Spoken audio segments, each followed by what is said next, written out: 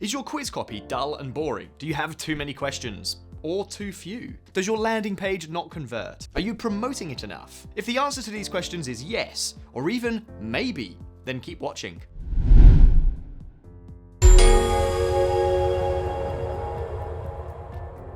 Hey everyone, it's Josh here with ScoreApp.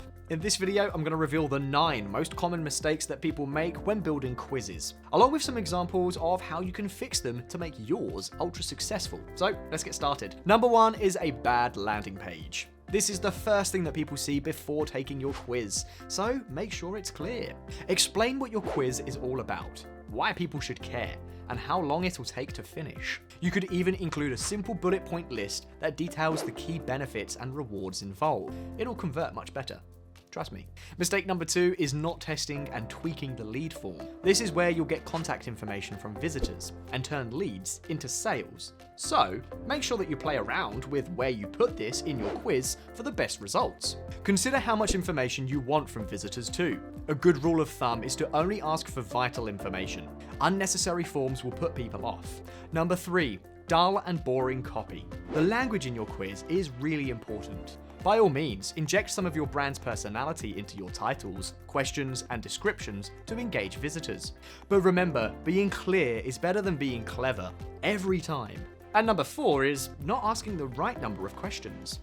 This depends on your brand and the products you're offering, but if you just want loads of leads, then go for a shorter quiz. They're easier to complete, which means that more people will actually take part. Make a longer quiz with more meaningful questions to get more in-depth feedback, even if it does mean fewer leads. Mistake number 5 is underestimating your results page. This is where you can provide the most value to your visitor. The better the results page, the more likely a lead will actually want to work with you. You'll want clear, attractive visuals, and maybe even dynamic content like images and videos. Number 6 is failing to make your call to action clear. People are most eager to learn about you right after they've taken your quiz. But if you don't know what content, products, or services that you're offering to customers, then they won't either. To make this clear, try embedding a sales video on the results page so that visitors watch it right there and then.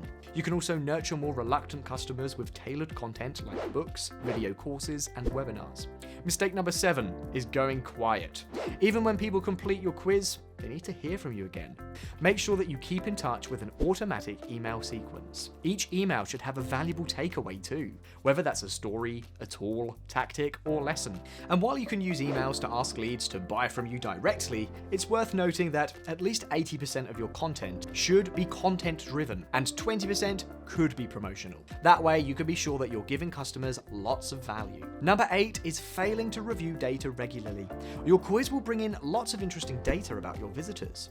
But if you don't review it, then you could just be attracting lots of dead-end leads. Data can pinpoint where your quiz is working and where it isn't, so it's super important to check this. Finally, mistake number 9 is using the wrong quiz software.